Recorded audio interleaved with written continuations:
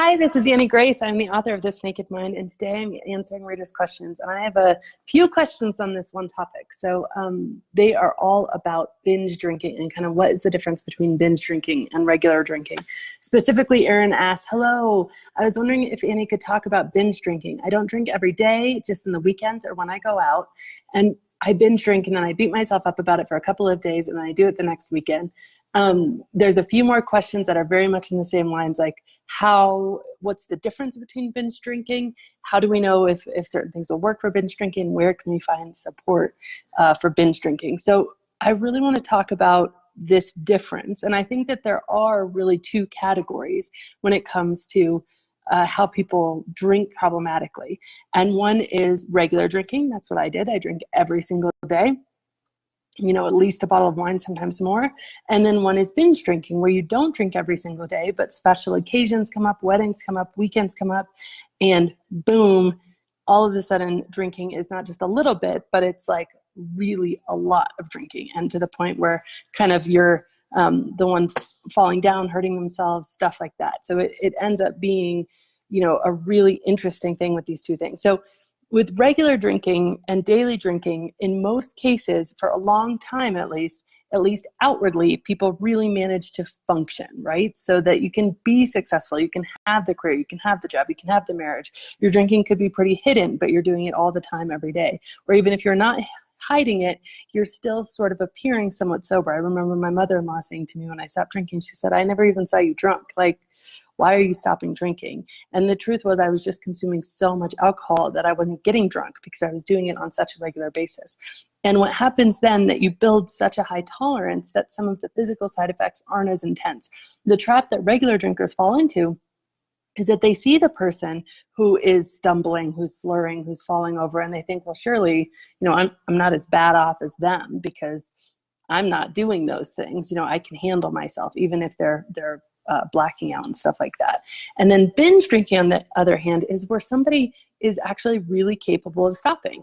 And they stop all the time, over and over and over again. So they're really used to withdrawals. They're used to going through periods of time where they stop. One of the main reasons that they stop is because the binges are so bad and so intense that when they are ready to finally say, okay, I'm stopping this, they don't even want to put a drink near their mouth. They're sick of it. The cognitive dissonance is gone. They're like, no, this is done. This is over. The problem comes in that they make that decision like, this is the last time. I'm never doing this again. This is over. Never again. Over and over and over again. So the problem is, how do they stay stopped? And interestingly, in the binge drinking side of the spectrum, equally, we look at regular drinkers and we say, well, I don't have a problem because I don't drink every night. I don't have a problem because I can go for weeks without drinking, months without drinking in some cases. Like, when I do drink, yeah, maybe it's too much, but I don't have something I need to look at because actually I don't have a problem. Now, the truth is that in both these situations, it's kind of the same mechanisms at work. And so I want to go into that a bit and really explain what's happening here. So we talk a lot about dopamine, and dopamine is the chemical that's released in the brain. It's called the learning molecule, and it's chemical that's released in the brain when the brain wants us to repeat an action. And the thing about dopamine is that it has a circumstantial component. That means if you're doing something every single day, when I walked out of my office, I would open the cabinet, I would grab that glass of wine, and I would literally, before I even kissed my kids or said hi to my husband, walk out of my office, grab the glass of wine, take the box at that time because I didn't want anybody, including myself, to know how many bottles I was drinking a night. So I was drinking wine out of a box and pour my glass. And then that was like my first thing. But it was so habitually triggered. And the dopamine was really circumstantial for me. So that trigger was very circumstantial.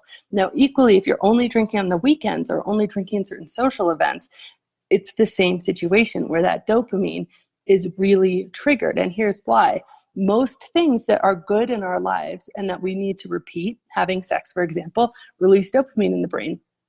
That cues our brain, this is good, do this again, repeat this. We learn it, okay? With alcohol and any other substance that's addictive, we get flooded at artificially high levels with dopamine. And when we get flooded to that extent, the dopamine tells us, okay, this is really good, do this again.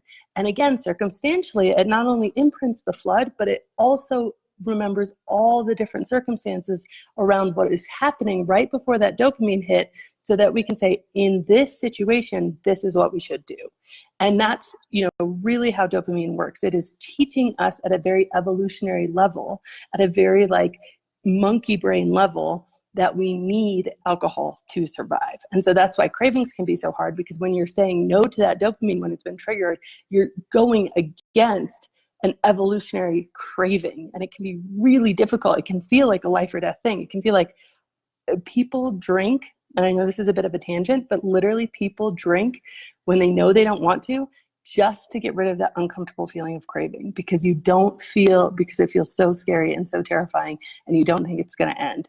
The beautiful thing about cravings is they pass and they go away if you can just sit with them for 10 or 15 minutes. But that can be incredibly hard to do when your brain is telling you, if you don't do this thing, if you don't drink that, you are at risk of dying, is essentially what that dopamine response is telling your brain. But that can happen very, very intensely every Friday night, right? So if you're a weekender, if you drink Friday to Saturday, Sunday, getting through that Friday night can be almost impossible because of that dopamine response. So you really have to think that through. Equally, if you're a daily drinker, you're having that dopamine response every single day, every single time you walk out of the office, every single time you clock out of your job, you've created that dopamine response, and that's happening inside your brain.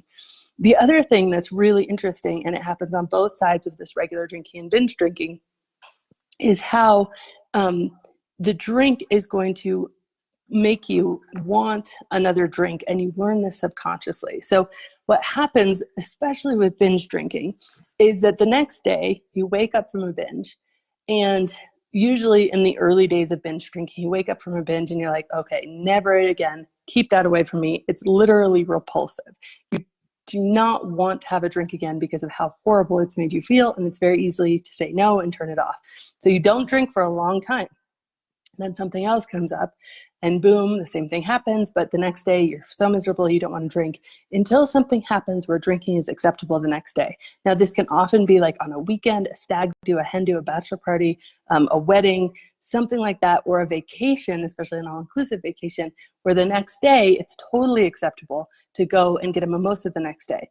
Now, the thing about alcohol that really traps us is alcohol is a depressant. And what that means is it depresses our nervous system and it numbs us. So if we're feeling sick and miserable and hungover, alcohol will relieve that feeling simply because it's a numbing agent. It's such an intense numbing agent that it used to be used in surgeries. When someone was undergoing surgery, until they decided it was too toxic and they stopped using it, and they found more effective anesthetics. So it numbs that. And so you learn subconsciously and consciously that, another drink is going to relieve the misery I feel. So as a binge drinker, you drink a lot in a short amount of time. It makes you feel absolutely awful. And then the next morning you wake up, and now over the years that, that time at that wedding when I had a drink the next morning, it made me feel better. And so you wake up and you do it again. And this can happen. Binges can be hours, they can be days, they can be weeks. People can binge for months. But then at some point, something happens. And the weekender situation is particularly interesting because it's just so typical. What happens is you binge on Friday night, Saturday morning, you wake up, you're just miserable, but you don't have anything to go to. There's no work, there's no reason. And so your subconscious mind is screaming at you, you will feel better if you drink. So you start drinking to feel better from the night before. You go through Saturday, you go through part of Sunday, you wake up Monday morning, and you know that if you don't go to your job, you're going to get fired. So you have to make a stop to the binge.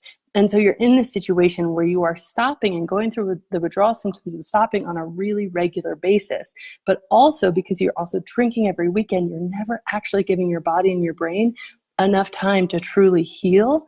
Even if you drink once a week, it disrupts your sleep to the amount that you aren't sleeping and getting enough rest, or as much rest, or as healthy of rest as you could. So it's a really interesting thing with binge drinking. With binge drinking, it looks so different because stopping isn't the issue. You do it all the time. It's staying stopped that's the issue. Whereas with regular drinking, daily drinking, I remember it being like the thought of going a day without drinking was like, oh gosh, I guess I can do it. But the entire day was like, okay, well, this day's shot, because I was so habitually accustomed to pouring that glass of wine every single day as soon as I walked out of my office. Now, there's something else here that happens, and this happens both with binge drinking, regular drinking, but it's really fascinating. It's called FAB, the fading effect bias. And basically what this means is that the pain, we cannot feel pain when we're not feeling pain. So what does that mean? I was pregnant, massively nauseous for 9 months with all 3 of my pregnancies. And in that moments of nausea, I couldn't even imagine what it felt like to not feel nauseous. Now, right here, right now, I don't feel nauseous at all. And I know it was horrible, but I don't feel it. So I can't imagine how bad it was to feel nauseous. And the same thing that happens, like feeling hungover, you feel nauseous, you feel dizzy, you feel miserable. All of this really negative stuff is happening. But as soon as a week or 2 weeks, or by the way, Friday comes along, the pain of Monday morning is only a memory. It's not something you're truly feeling anymore, okay? And so becomes the combination of the fading effect bias and the dopamine response for Friday night becomes something that is like a recipe for another weekend binge, which is, time passes, life happens, and then that Friday night becomes a trigger, even though you made all those promises to yourself. Now, for a regular drinker, that time frame is just shortened. We do it every day. In the middle of the night, I'd say, I'm not drinking tomorrow night. And then by 5 o'clock, all of the reasons that I had told myself I wasn't going to drink had faded. And in a large part because my body was drinking every single day. Our bodies are incredible. They're phenomenal. And they actually create mechanisms to make us feel better amidst poisoning ourselves. So I was not feeling the intense hangovers that somebody might have been feeling who were binging for 3 days, 4 days, and then not drinking for the rest of the week. Because guess what? Those 4 days that you're not drinking compared to the 3 that you are, your body says, okay, great, we can heal. And it lets down its defenses. So then you binge again and you feel even worse than someone who's drinking heavy, like every single day. And so you feel even worse. It leads you to drink again in that binge. When you decide you're done binging because something is coming up, you have to leave your vacation or you're going back to work or whatever, you're so miserable in that moment that it's very easy to say, okay, I'm going to stay quit for longer. And you sometimes can. Now I want to cover one last aspect of this.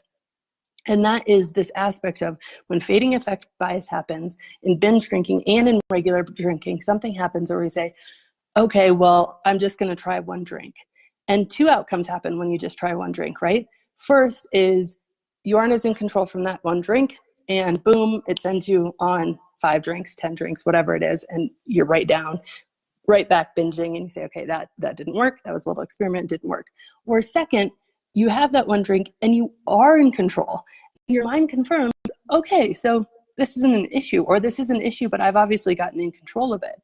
Now, you might be able to have those 1 or those 2 drinks, and you might be able to do that for 3, 4, 5 days in a row, even longer sometimes. But the truth is that eventually, because of that, your mind also says, well, since this isn't an issue, and since having one drink isn't all that much fun, why wouldn't I let loose? Why wouldn't I have more than one drink? And eventually that tipping point happens where your prefrontal cortex, because it is literally impaired by alcohol, so that's a part of your brain that makes decisions, gives up the fight. It's impaired, and all of a sudden there you are, right back on a binge. So I really hope that this helped clarify, some of the differences, because I think when we're on one end as a binge drinker, you look at somebody and say, I would never drink every night. Are you crazy? Like, that would never happen to me. Of course, so I'm fine. I can quit all the time. I always quit, Whereas, on the other side, as a regular drinker, you're sitting there saying, like, oh my gosh, yes, sure, I drink every night, but I'm never going to get falling over, because honestly, you have such a high tolerance that you're passing out before you're falling over, because you've accustomed your body to it, and your body's never going through that detox period that the binge drinker is. The binge drinker is just going through withdrawal on a much more frequent basis. And so you, as the regular drinker, are developing a much higher tolerance. And if you have stopped getting hangovers, that is one of the signs that your body is really, really in a bad spot. So Food for thought on that. The second part of that question is, where can you learn more about this? I think one of the best books written, was written from the perspective of a binge drinker, is Alcohol Explained by William Porter. And he just really goes into the science of it, and it's a phenomenal book. So if you want more resources on binge drinking, that is what I would highly recommend. So thank you so much. Hello to everyone, and have a great day.